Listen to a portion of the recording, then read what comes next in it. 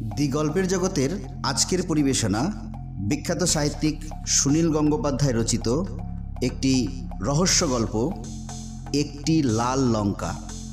গল্পে বিভিন্ন চরিত্রে যারা রয়েছেন তারা হলেন দিলীপ, নিতাই, রনি এবং গৌতম। সুনীল গঙ্গোপাধ্যায় ছিলেন একজন বিখ্যাত সাহিত্যিক এবং কবি। তার জন্ম হয়েছিল অবিভক্ত ভারতবর্ষের ফরিদপুরের মাদারীপুর মহকুমায় 7 সেপ্টেম্বর 1934 সালে। মৃত্যু 2012 সালের 23 অক্টোবর। ছদ্মনাম ছিল নীল লোহিত। গল্পটি নেওয়া হয়েছে পৃথ্বীরাজ সেন সম্পাদিত শতবর্ষের সেরা গোয়েন্দা গল্প নামক বই থেকে। বইটির প্রাপ্তিস্থান Gitanjali, Bhabani Dutta Lane, stall number 26, Kolkata. প্রকাশিকা সুচিত্রা মণ্ডল, মুদ্রণে লোকনাথ এন্টারপ্রাইজ, কলকাতা 67। শ্রদ্ধেয় শ্রোতাগণ, প্রতি বৃহস্পতিবার মজার মজার গল্পের স্বাদ পেতে আমাদের দি গল্পের জগৎ ইউটিউব চ্যানেলটিকে লাইক, শেয়ার এবং সাবস্ক্রাইব করুন ও বেল আইকনটিকে অবশ্যই ক্লিক করুন। কাকাবাবু বললেন, অসম্ভব, তোমার এ কথা কিছুতে আমি বিশ্বাস করতে পারছি না। তুমি এ প্রসঙ্গে আর আমার কাছে একটি কথাও বলো না, তুমি অন্য কথা বলো। অরিজিৎ একটা দীর্ঘশ্বাস ফেলে বলল, কাকাবাবু, আমার যে আর অন্য কোনো উপায় নেই। হ্যাঁ হ্যাঁ, উপায় আছে। তুমি এক্ষুনি চান করে নাও, তারপর ভালো করে খাও দাও, তারপর একটা লম্বা করে ঘুম দাও। কাকাবাবু, তুমি বুঝতে পারছো না। আমার আর বোঝার দরকার নেই। সন্তু, সন্তু। সন্তু একটু আগে ব্যাডমিন্টন খেলে ফিরেছে। কাকাবাবুর ঘরে একবার উকি মেরে উপরের ঘরে চলে গেছে। কাকাবাবুর ডাক শুনে নিচে নেমে এলো তরতর করে। মা বাবা বেড়াতে গেছেন পুরী, বাড়িতে আর বিশেষ লোকজন নেই। কাকাবাবুর ঘরে একজন ভদ্রলোককে দেখতে পেল সন্তু। মুখটা চেনা চেনা, খুব সম্ভবত মধ্যপ্রদেশে কোথাও দেখা হয়েছিল, কিন্তু এখন তার মুখে খোঁচা খোঁচা দাড়ি, মাথার চুল ধুলোবালি মাখা, তার গায়ের প্যান্ট শার্ট দোমড়ানো মোচড়ানো, কেমন যেন পাগল পাগল চেহারা। কাকাবাবু বললেন, অরিজিৎকে চিনতে পারছিস তো সন্তু? অরিজিৎ শিকদার, সেই একবার বস্তার জেলার নারায়ণপুরের সঙ্গে যে দেখা হয়েছিল। সঙ্গে সঙ্গে সন্তুর মনে পড়ে গেল, ভদ্রলোক একজন বোটানিস্ট। সারা ভারতের বিভিন্ন জঙ্গলে জঙ্গলে ঘুরে বিচিত্র সব গাছ খুঁজে বেড়ান। সেবারে তিনি বস্তার জেলার জঙ্গলে বুনো চা গাছ খুঁজছিলেন। অনেক জঙ্গলেই নাকি এরকম বুনো চা গাছ আছে, চাষ করতে হয় না, নিজে নিজেই জন্মায়। আগে কেউ তার সন্ধান রাখত না, কিন্তু সেবারে তো ভদ্রলোককে খুব শান্ত আর ভদ্র মনে হয়েছিল। হঠাৎ তার এই রকম চেহারা হলো কি করে? কাকাবাবু আবার বললেন, দিল্লিতে আমার সঙ্গে কাজ করতো সত্যেন, এই অরিজিৎ তার ভাইপো। ওকে অনেক ছোট বয়স থেকে দেখেছি, তখন থেকেই ও আমাকে কাকাবাবু বলে ডাকে। অরিজিৎ আজ রাত্রিরে এখানে থাকবে, বুঝলি? ওর খাওয়া দাওয়ার ব্যবস্থা করতে বল রঘুকে, আর চান করার জন্যে ওকে বাথরুমটা দেখিয়ে দে। অরিজিতের দিকে তাকিয়ে তিনি জিজ্ঞেস করলেন, তোমার কাছে আর তো কোনো পোশাক নেই, তুমি আমারই একটা পাজামা পাঞ্জাবি পরে নাও আজ। অরিজিৎ উঠে দাঁড়িয়ে একবার কাকাবাবু আর একবার সন্তুর দিকে তাকাতে লাগলো। তার চোখ দুটো জলজল করছে। তার এক হাতে একটা ছোট্ট টিনের কৌটো। কাকাবাবু আলমারি খুলে পাজামা পাঞ্জাবি বার করলেন, তারপর ঘুরে দাঁড়িয়ে বললেন, অরিজিৎ, তোমার ওই কৌটোটা আমার কাছে রেখে দাও। না না না, এটা আমার কাছেই থাকবে। আরে তুমি তো চান করতে যাচ্ছ, ওটা সঙ্গে নিয়ে যাবে নাকি? ওটা আমার কাছেই থাক। অরিজিৎ কৌটোটা পেছন দিকে লুকিয়ে প্রায় হুঙ্কার দিয়ে বলল, বললাম না, এটা আমি কাউকে দিতে পারবো না। তার চোখ দুটো এমন জ্বলছে যে সেদিকে তাকালে গা ছমছম করে। কাকাবাবু অবশ্য বিচলিত হলেন না।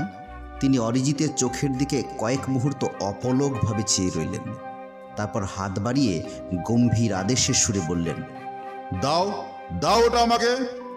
কাকাবাবুর ওই রকম গলার আওয়াজ শুনে অনেক বাঘা বাঘা বদমাশকেও ঘাবড়ে যেতে দেখেছে সন্তু। অরিজিৎ আর কিছু বলতে পারল না। কৌটোটা সে তুলে দিল কাকাবাবুর হাতে। তার হাতটা কাঁপছে। কৌটোটার মধ্যে কি আছে তা দেখার দারুণ কৌতূহল হলো সন্তুর, কিন্তু কাকাবাবু সেটা খুলেও দেখলেন না, রেখে দিলেন জামা কাপড়ের আলমারিতে। তারপর এমনভাবে পিছন ফিরে একটা বই হাতে তুললেন যাতে তার সঙ্গে আর কোনো কথা বলাই চলে না। সন্তু অরিজিৎকে নিয়ে গিয়ে দেখিয়ে দিল দোতলার বাথরুমটা। একটা নতুন সাবান আর তোয়ালে এনে দিল। তারপর জিজ্ঞেস করলো, আপনি দাড়ি কামাবেন? কাকাবাবুর কাছ থেকে ব্লেড এনে দেব? না, দরকার নেই। অরিজিৎ স্নান করলো প্রায় 1 ঘন্টা ধরে। এর মধ্যে সন্তু 2-3 বার কাকাবাবুর ঘরে উকি মেরেছে, যদি কৌটোটা সম্পর্কে কিছু জানা যায়। কাকাবাবু এক মনে বই পড়েই চলেছেন। এই সময় তাকে বিরক্ত করা সম্ভবই নয়। ঠিক 8টার সময় খাবার দিয়ে দেওয়া হলো। কাকাবাবু রাত্রিরে রুটি খান, সন্তু ভাত ভালোবাসে। রঘু ভাত আর রুটি দুরকমই বেশি করে বানিয়েছে, তার সঙ্গে ডাল, বেগুনের ভর্তা আর হচ্ছে মুরগির মাংস। খাবার টেবিলে বসার পর কাকাবাবু অরিজিৎকে জিজ্ঞেস করলেন, তুমি রুটি খাবে না ভাত? ভাত না রুটি? থাক, ভাতটাই খাবো। কিংবা ওই রুটি কি বেশি আছে? তুমি দুটোই খাও। কাকাবাবু রুটি খান ঠিক 3খানা। অরিজিৎ খেলো 8খানা রুটি। তারপর সে ভাত নিল। সন্তু যতটা ভাত খায় অরিজিৎ নিল তার 3 গুণ। রঘু তাকে ভাত দিয়েই যাচ্ছে, সে কিন্তু না বলছে না। সে এমনভাবে খাচ্ছে যেন বহুদিন খেতে পায়নি। কিন্তু কয়েকদিন উপোস করলেও মানুষ কি একসঙ্গে এত বেশি খেতে পারে? অরিজিতের রোগা পাতলা চেহারা, এরকম চেহারায় কোনো লোককে সন্তু কখনো এতখানি খেতে দেখেনি। সবটা ভাত শেষ করার পর অরিজিৎ আরও 2 টুকরো মাংস আর একটু ঝোল নিয়ে জিজ্ঞেস করলো, আর রুটি নেই? আর 1খানা মোটে রুটি বাকি ছিল। রঘু সেটাই দিয়ে দিল। কাকাবাবু এঁটো হাতে চুপ করে বসে অরিজিতের খাওয়া দেখলেন। তারপর বললেন, এইবার গিয়ে একটা ঘুম দাও, মাথা ঠান্ডা হয়ে যাবে। দিল্লিতে টেলিফোনে তোমার বাবার সঙ্গে কথা বলতে চাও? অরিজিৎ দুদিকে শুধু মাথা নাড়ল। হাত ধোয়ার পর অরিজিৎ কাকাবাবুর ঘরে এসে বলল, এবার আমার কৌটোটা দিন তো, ওটা আমার ঘরেই রাখুন। ওটা আমার কাছে থাকলে অসুবিধের কি আছে? আপনি বুঝতে পারছেন না, ওটা কোনো ক্রমে নষ্ট হয়ে গেলে মহা ক্ষতি হয়ে যাবে আমার। আমার কাছে থাকলে নষ্ট হবে কেন? আমি গগন বোসের সঙ্গে কথা বলে রেখেছি, কাল সকাল 11টায় জিনিসটা সায়েন্স কলেজে নিয়ে যাব। সায়েন্স কলেজে? ওরা কিছু বুঝবে না, ওটা সুইডেনে পাঠাতে হবে। সেখানে এই ব্যাপার নিয়ে অনেক গবেষণা হয়েছে। ঠিক আছে, সুইডেনে পাঠাবারই ব্যবস্থা করা যাবে, কিন্তু আজ রাত্রিরে আমার কাছে রাখতে তোমার আপত্তি কেন বলো তো? ওটা আমার জিনিস, আমি ছাড়া কেউ এর সন্ধান জানে না। ওটা তোমার জিনিস, তা মানছি, কিন্তু আমাকে যদি তোমার এতই অবিশ্বাস, তাহলে ওটা নিয়ে আমার বাড়িতে এসেছো কেন? আর এসেই যখন পড়েছো, তখন তোমাকে আমি মোটেই পাগলামির প্রশ্রয় দিতে পারি না। জিনিসটা আমার কাছেই থাকবে। সন্তু আর কৌতূহল দমন করতে না পেরে জিজ্ঞেস করেই ফেলল, কাকাবাবু, কৌটোটার মধ্যে কি আছে? কাকাবাবু একটুক্ষণ চুপ করে থেকে অরিজিৎকে বললেন, আচ্ছা, একটুখানি বসে যাও, তোমার ঘটনাটা সন্তুকে বলো। বারবার নিজের মুখে বললে একসময় নিজেই তুমি বুঝতে পারবে যে সবটাই বানানো, তোমার কল্পনা শুধু। হয়তো এরকম একটা ব্যাপার কখনো স্বপ্নে দেখেছো, তারপর সেটাকেই সত্যি বলে ধরে বসে আছো। এরকম কিছু বাস্তবে হতেই পারে না। ও তো খুব ছোট ছেলে, এসবের কি বুঝবে ও? সন্তু তোমার চেয়ে বয়সে অনেক ছোট হতে পারে, কিন্তু ওর অভিজ্ঞতা কম নয়। তুমি যে অঞ্চলটার কথা বলছো, সন্তুও সেখানে আমার সঙ্গে গিয়েছিল। সন্তু, সেই যে সেবারে আমরা নেপাল থেকে এভারেস্টের রুট ধরে গিয়েছিলাম, মনে নেই তোর? সেই একটা অতিমানবের দাঁতের খোঁজে। সে ঘটনা কখনো ভোলা যায়? উফ, কি শীত ছিল! তারপর সেই সুড়ঙ্গের মধ্যে। অরিজিতের ঘটনার ব্যাকগ্রাউন্ডটা আমি তোকে বলে দিচ্ছি। অরিজিৎ তো বনে জঙ্গলে নানা রকম অদ্ভুত অদ্ভুত গাছপালা খুঁজে বেড়ায়। এবার সরকার থেকে ওকে পাঠানো হয়েছিল নেপালে। 12-13 হাজার ফুট উঁচুতে কিছু কিছু গাছ জন্মায়। সেখানে নাকি কোথাও কোথাও এরকম স্ট্রবেরি গাছ দেখতে পেয়েছে কেউ কেউ। অত ঠান্ডায় স্ট্রবেরি গাছ কি করে বেঁচে থাকে, সেটাই ওর গবেষণার বিষয়। কি তাই তো? অরিজিৎ ঘাড় নাড়ল। অরিজিৎ যে জায়গাটা বেছে নিয়েছিল, সেখানে দু একটা গ্রাম আছে, সেখানে ইয়েতিরা মাঝে মধ্যে উপদ্রব করে বলে গুজব আছে। আপনি একটু আগে যে অভিযানের কথা বললে, সেবারে আমরা বেশ কয়েকটা ইয়েতি দেখেছিলাম, তাই না? কাকাবাবু এবার একটু মুচকি হেসে ফেললেন। তোমরা ইয়েতি দেখেছিলে? সত্যি? এমন মেকআপ দিয়েছিল যে আসল না নকল তা বোঝাই যায়নি অনেকক্ষণ। মেকআপ দিয়েছিল মানে? সেজেছিল? কারা? সে অনেক লম্বা গল্প, সেটা পরে শুনে নিও। আসল ব্যাপার হচ্ছে ইয়েতি বলে খুব সম্ভবত কোনো প্রাণীই নেই। কে বললো আপনাকে? আলবাত আছে। আরে বাবা, তুমি বললেই তো আর হবে না। এ পর্যন্ত কেউ কোনো প্রমাণ দিতে পারেনি। কত লোকই তো বলেছে যে ইয়েতি দেখেছে নিজের চোখে, কিন্তু কেউ একটা ছবি তুলতে পেরেছে কি? ওই ইয়েতির পায়ের ছাপ অনেকেই দেখেছে। মস্ত ওর পায়ের ছাপের ছবি তোলাও হয়েছে। বরফের উপর পায়ের ছাপ, সেটা আবার প্রমাণ নাকি? মানুষের পায়ের ছাপও বরফের উপর কিছুক্ষণ বাদে অন্যরকম হয়ে যায়। তবুও আমি বলছি ইয়েতি আছেই। না, নেই। আমি নেপালে অন্তত 3-4 জনের মুখে শুনেছি তারা ইয়েতি দেখেছে, কিন্তু তাদের একটু জেরা করতেই তারা উল্টো পাল্টা বলতে শুরু করেছে। কেউ বলে গেরিলার মতো দেখতে, কেউ বলে ভালুকের মতন, আবার কেউ বলে 10 হাত লম্বা মানুষের মতন। তাদের দু একজনের সঙ্গে ক্যামেরাও ছিল, তবু ছবি তুলতে পারেনি। তার কারণ নাকি ইয়েতিকে এক পলক দেখার পরই অদৃশ্য হয়ে গেছে। যত সব গাঁজাখুরি কথা। আসলে বরফের পথ দিয়ে অনেকক্ষণ হাঁটলে ক্লান্ত হয়ে অনেকে চোখে ভুল দেখে। মরুভূমিতে যেমন মানুষ মরীচিকা দেখে। কাকাবাবু, আসলে ব্যাপারটা কিন্তু আপনি ঠিকই বলেছিলেন। তার মানে ওই ইয়েতিরা অদৃশ্য হয়ে যায়। অরিজিৎ, এবার তুমি ঘুমোতে যাও, আবার কাল সকালে কথা হবে। আমার কথাটা ভালো করে শুনুন কাকাবাবু। আমিও তো বিজ্ঞান নিয়ে পড়েছি। কোনো প্রমাণ না পেলে একেবারে গাঁজাঘুরি কথা আমি মেনে নেব না। নেপালের অন্তত 2টো পুরনো পুঁথিতে লেখা আছে ইয়েতিদের হঠাৎ হঠাৎ অদৃশ্য হয়ে যাওয়ার ক্ষমতা আছে। আমি নিজেও তার প্রমাণ পেয়েছি। এই জন্যই ইয়েতিদের ছবি তোলা যায় না। মানুষের চোখের সামনে পড়লেও ওরা অদৃশ্য হয়ে যায়।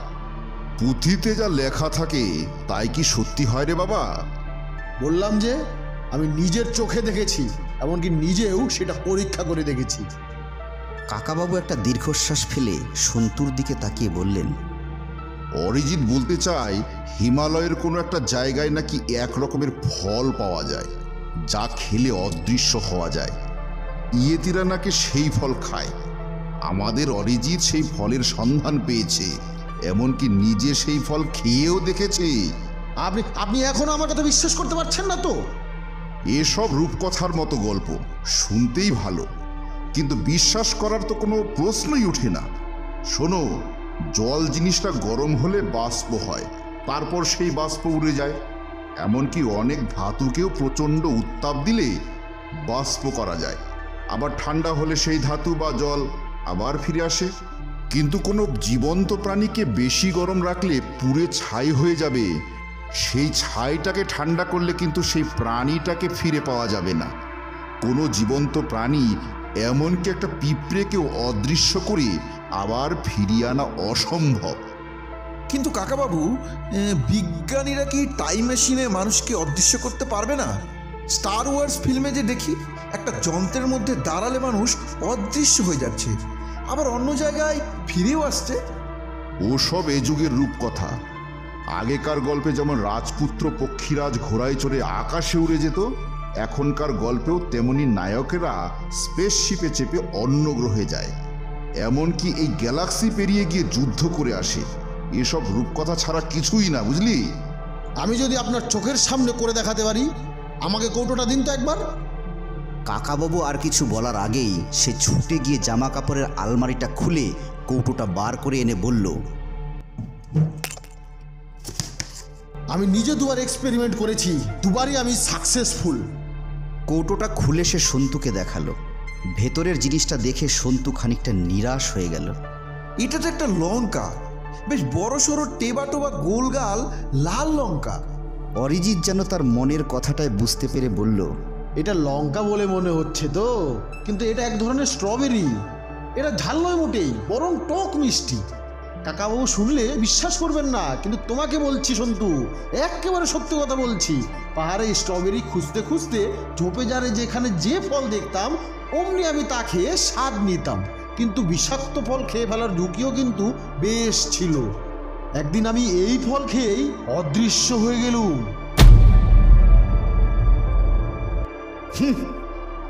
সত্যি বলছেন?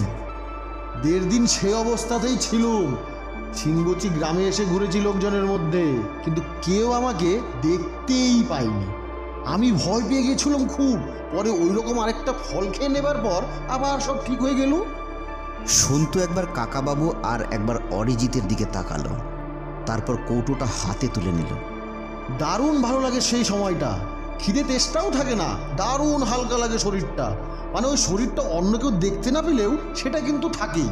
মনটা খুব ফুরফুর করে, যেখানে ইচ্ছে চলে যাওয়া যায়। কত রকম মজা! ইয়েতির গায়ে তো পোশাক থাকে না, মানুষের গায়ে যে প্যান্ট জামা জুতো থাকে সেগুলো অদৃশ্য হয়ে যায় নাকি?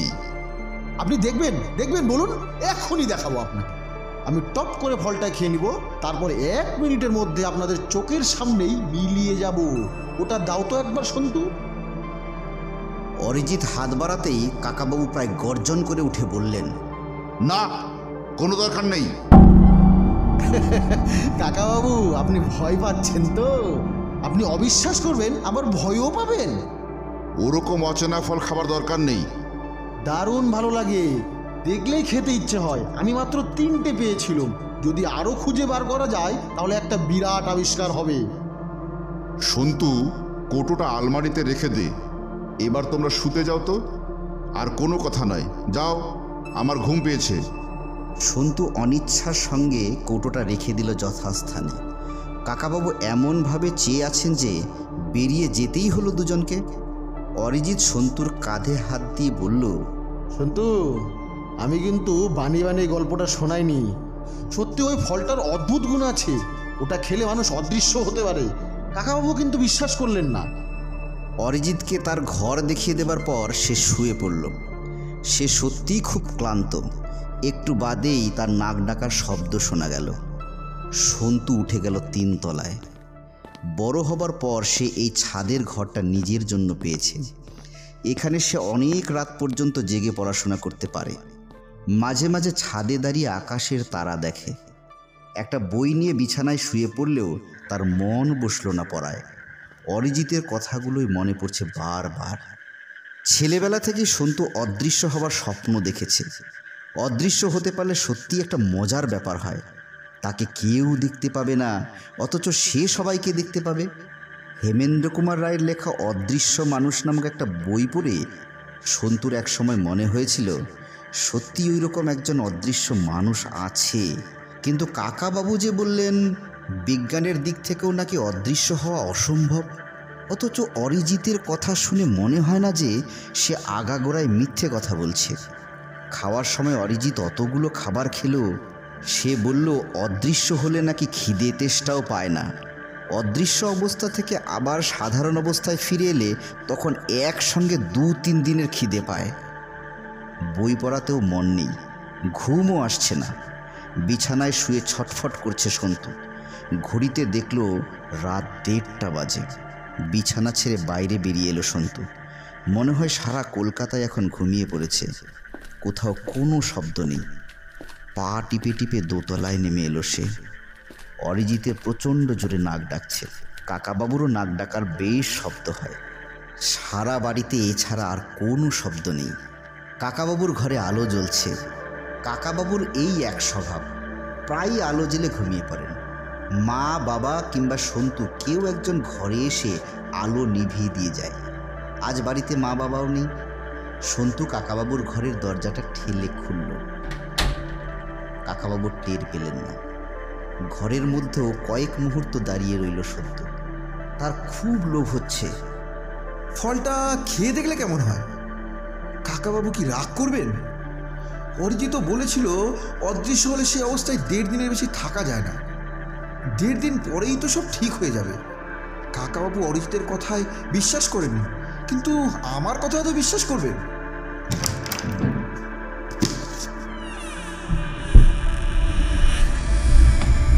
আলমারি খুলে সন্তু কৌটোটা বার করলো। কাঠের আলমারির পাল্লায় ক্যাচ করে সামান্য শব্দ হলেও কাকাবাবু জাগলেন না। সন্তু টপ করে আলো নিভিয়ে দরজা ভেজিয়ে দৌড়ে উঠে এলো ছাদে।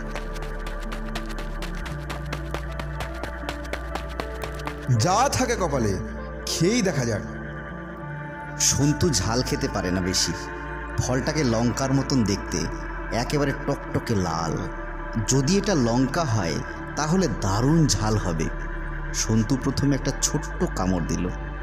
না, ঝাল তো নয়, একটু মিষ্টি মিষ্টি, খানিকটা পিপারমেন্টের মতো। খেতে তো ভালোই লাগছে। পুরো ফলটাই খেয়ে ফেললো সন্তু। কিন্তু কিছুই তো হলো না। তাহলে কি অরিজিৎ একদম বাজে কথা বলেছে? ওহো, আজ তো 1 এপ্রিল। অরিজিৎ কাকাবাবু আর আমাকে এপ্রিল ফুল করেছে নির্ঘাত। একটা কিসের শব্দ হতেই সন্তু ঘুরে তাকালো। ছাদের পাঁচিলে কার যেন একটা কালো রঙের মাথা। ওটা কি কোনো মানুষ না জন্তু?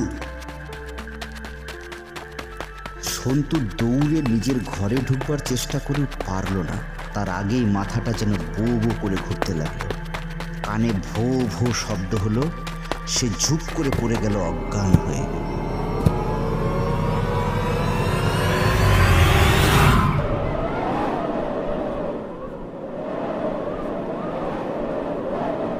সদ্য বরফ গলতে শুরু করেছে বলে পাথর এখানে সাংঘাতিক পিছল। কাকাবাবু প্রতিবার ক্রাচ তুলছেন আর ফেলছেন দারুণ সাবধানে, তবু একবার হরকে যাচ্ছে। অরিজিৎ করুণ মুখ করে বলল, কাকাবাবু, আপনাকে আর যেতে হবে না। এরপর ওপরটায় গিয়ে আমি খুঁজে দেখছি। কাকাবাবু কোনো উত্তর না দিয়ে মুখ তুলে আকাশের দিকে তাকালেন। এখন ঘড়ি অনুযায়ী দুপুর 3:30, কিন্তু এর মধ্যেই যেন সন্ধে হয়ে এসেছে। আকাশের একদিকটা লাল।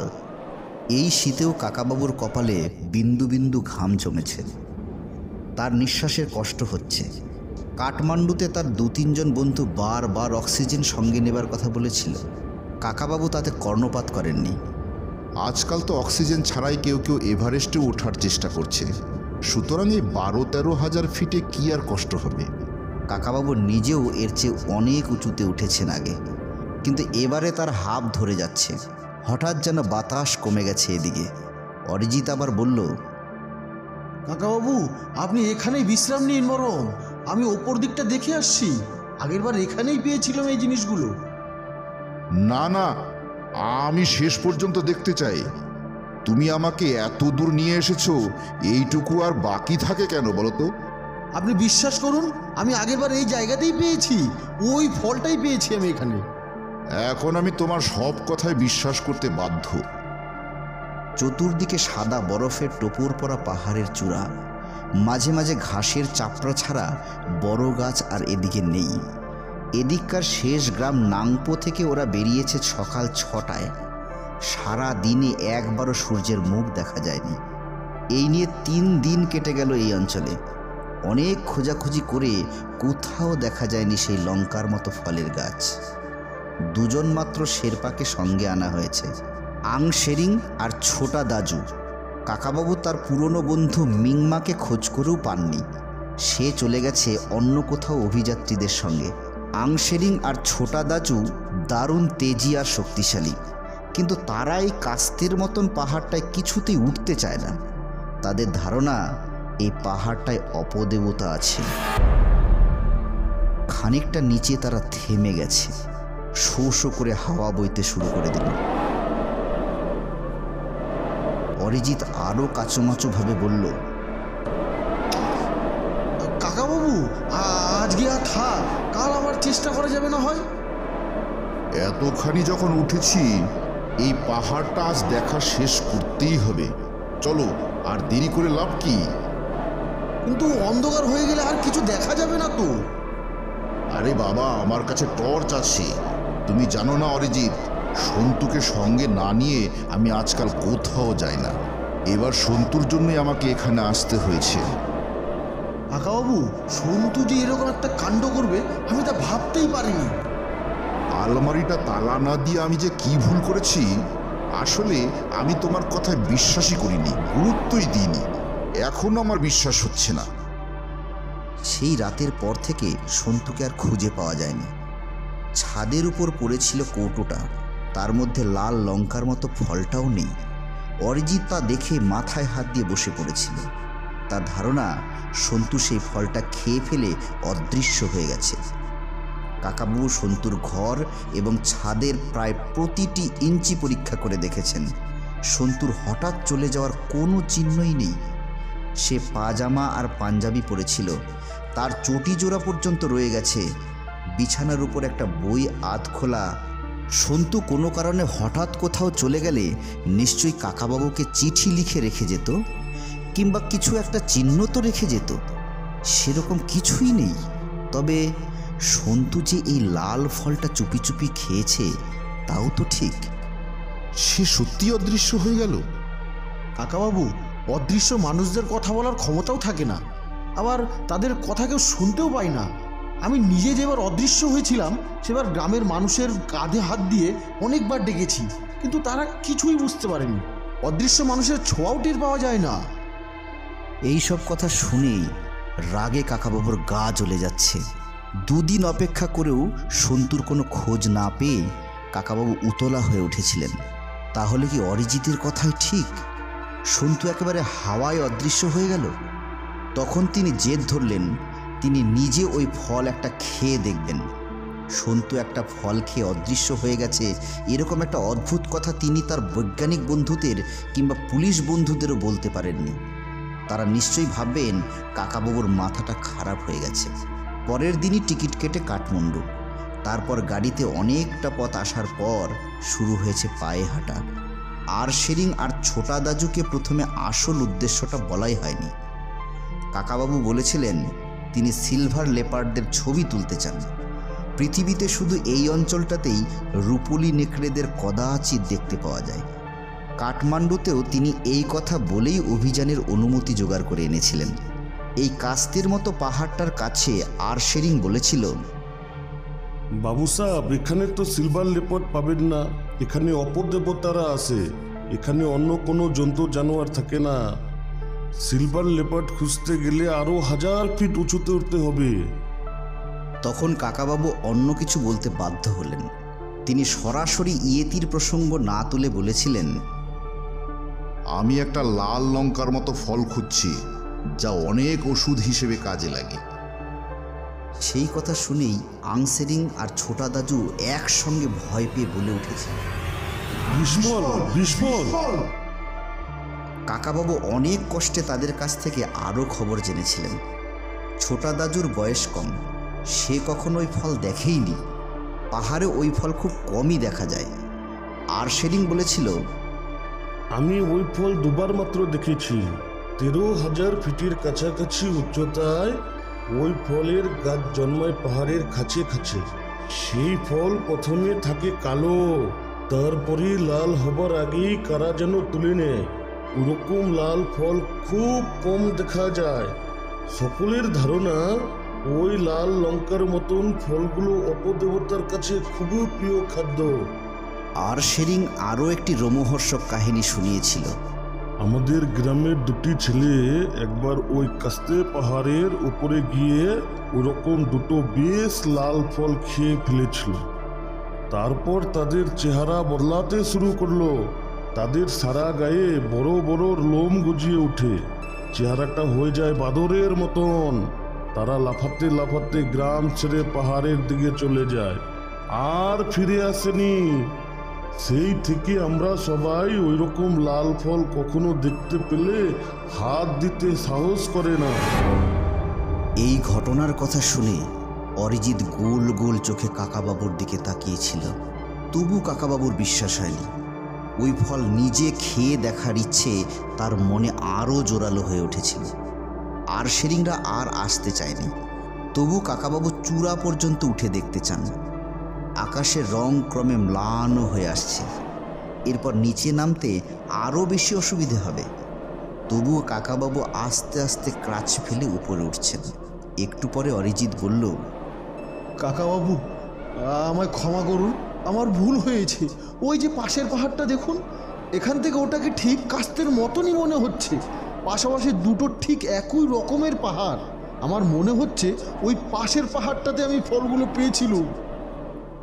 কাকাবাবু থেমে বেশ কয়েকবার জোরে জোরে শ্বাস নিলেন, তারপর বললেন,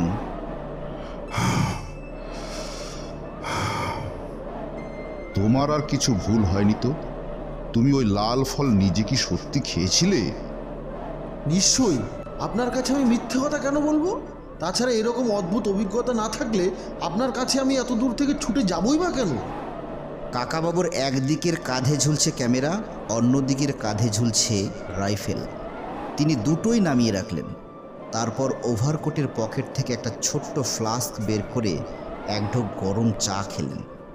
হঠাৎ ডান দিক ঘুরে একটা ক্রাচ তুলে তিনি বললেন, ওটা কি দেখো তো অরিজিৎ? একটা অতিকায় কচ্ছপের মতো দেখতে পাথরের খাজে টমেটো গাছের মতো একটা গাছ উঁকি মারছে। তাতে ফলে আছে ক্যাপসিকামের মতো একটা লাল রঙের লঙ্কা। সেদিকে তাকিয়ে অরিজিৎ চোখ বিস্ফারিত হয়ে গেল। এই তো তোমার কথায় এটুকু বিশ্বাস করা গেল যে এত উঁচু পাহাড়েও ওই রকম লঙ্কার মতো ফল অন্তত দেখা যায়। বেশ ভালো কথা। এবার ওটাকে ছিঁড়ে আনো, আমি খেয়ে দেখব। না না কাকাবাবু, আপনি খাবেন না। সন্তুর জন্য নিয়ে চলুন। কাকাবাবু আর কিছু বলার আগেই একটু দূরে খুব জোরে একটা আওয়াজ হলো। কোনো জন্তু যেন খুব যন্ত্রণায় কাঁদছে। কাকাবাবু ফ্লাস্কটা পকেটে ঢুকিয়ে রাইফেলটা তুলে নিলেন। অরিজিৎ বলল, কাকাবাবু চলুন চলুন, পালাই, কে যেন আসছে। ওই ফলটা না নিয়ে আমি যাব না, যে আসে আসুক। অরিজিৎ কাকাবাবুর হাত ধরে টানতে যেতেই কাকাবাবু এক ঝটকায় তাকে সরিয়ে দিলেন। তারপর লাল ফলটা ছিঁড়ে নেবার জন্য একটু এগোতেই দেখলেন মাত্র 8-10 ফিট দূরে একটা প্রাণীর মুখ। সেটা ভাল্লুক কিংবা শিম্পাঞ্জির হতে পারে, কোনো ক্রমেই মানুষের নয়। কাকাবাবুর প্রথমে মনে হলো ক্যামেরাটা দিয়ে ছবি তোলার, কিন্তু রাইফেল নামিয়ে রেখে ক্যামেরাটা তুলে নিতে দেরি হয়ে যাবে। জন্তুটার চোখ দুটো অসম্ভব হিংস্র। সে এক পা করে এগিয়ে আসছে। কাকাবাবু ছবি তোলার বদলে রাইফেল উঁচিয়ে জন্তুটাকে গুলি করতে গেলেন। সঙ্গে সঙ্গে অরিজিৎ কাকাবাবুর উপর ঝাঁপিয়ে পড়ে বলল, কাকাবাবু গুলি করবেন না, ও আমাদের সন্তু, ও সন্তু। লোড করা রাইফেলে ঝাঁকুনি লেগে গুলি বেরিয়ে গেল। তার শব্দ ছড়িয়ে পড়ল এক দিগন্ত থেকে অন্য দিগন্তে। সেই লোমশ প্রাণীটা ভয় পাবার বদলে আরও সামনে এসে ঝাঁপিয়ে পড়ল ওদের দুজনের উপরে। অরিজিতের কথা শুনে কাকাবাবু এক ধাক্কা মারল। অরিজিৎকে শূন্যে তুলে ছুঁড়ে দিল নিচের দিকে। সে গড়িয়ে পড়ে যেতে লাগলো। জন্তুটার ধাক্কায় কাকাবাবুও গড়িয়ে গেলেন খানিকটা, কিন্তু এক জায়গায় থেমে যাবার পর বুঝলেন তার নিজের হাত পা ভাঙেনি, কিন্তু অরিজিৎ তখনও গড়াচ্ছে। তিনি চিৎকার করে বললেন, আমশেরিং, ছোট দাদু, ওকে ধরো, ওকে ধরো। খানিক বাদে ছোটা দাজুর সাহায্য নিয়ে কাকাবাবু নিচে নেমে এলেন।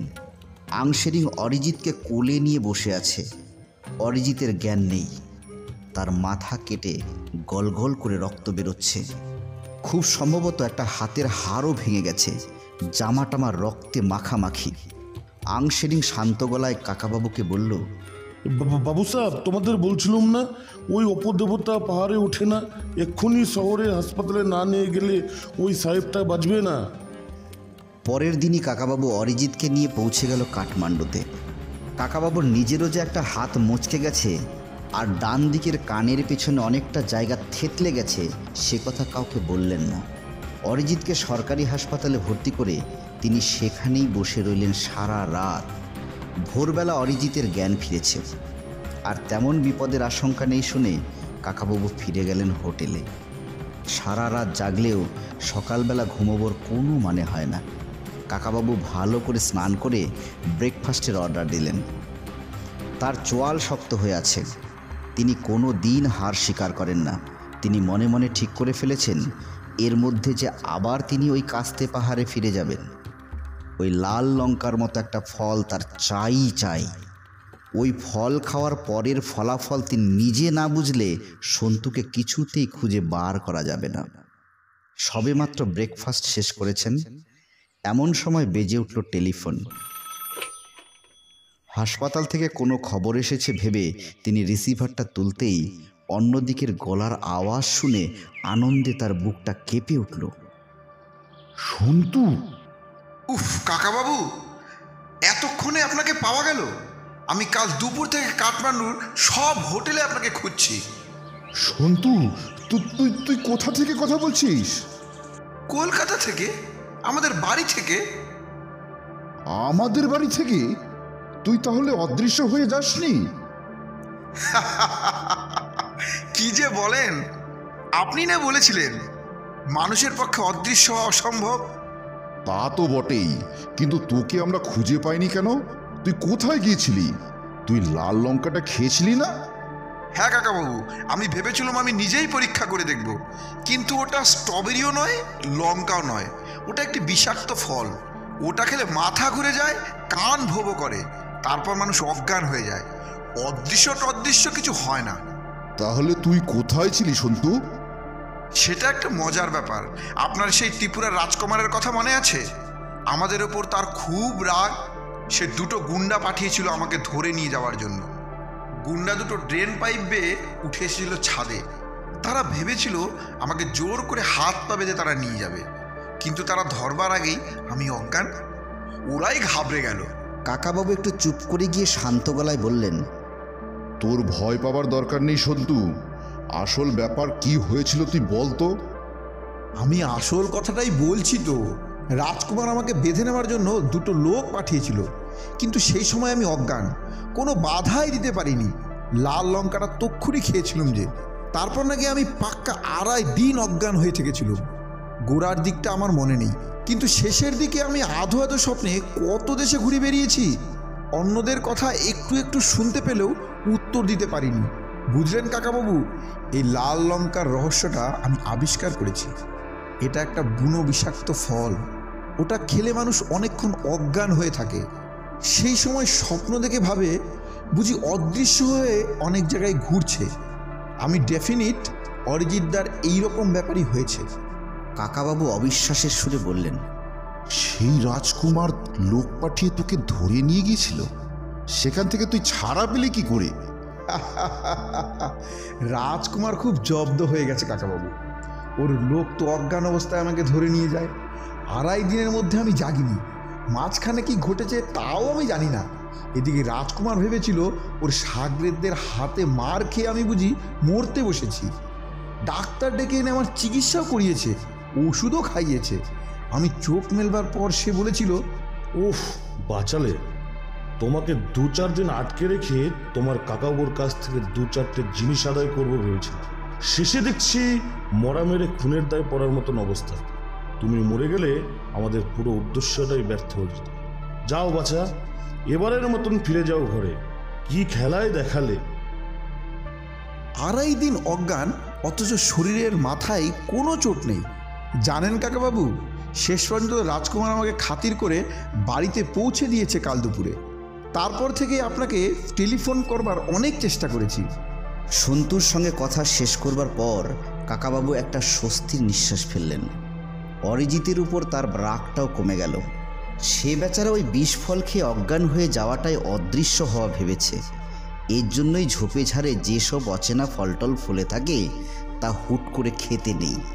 নিজের ভুলের জন্য অরিজিৎ যথেষ্ট শাস্তি পেয়েছে, কিন্তু কাস্তে পাহাড়ের চূড়ার কাছে যে এসে হঠাৎ হানা দিল, সে কি কোনো ছদ্মবেশী মানুষ না সত্যি ইয়েতি? কাকাবাবু ঠিক করলেন আবার ওই পাহাড়ের চূড়ায় একবার যেতে হবে। আমাদের আজকের পরিবেশনা এখানেই সমাপ্ত হলো। সঙ্গে থাকুন, সুস্থ থাকুন। নিজে তো শুনছেন, সঙ্গে বন্ধুদেরও জানান। প্রতি বৃহস্পতিবার দি গল্পের জগৎ নিয়ে আসে হরেক রকমের গল্পের সমাহার। আবার দেখা হচ্ছে আগামী বৃহস্পতিবার নতুন কোনো রোমাঞ্চকর গল্প নিয়ে। ধন্যবাদ।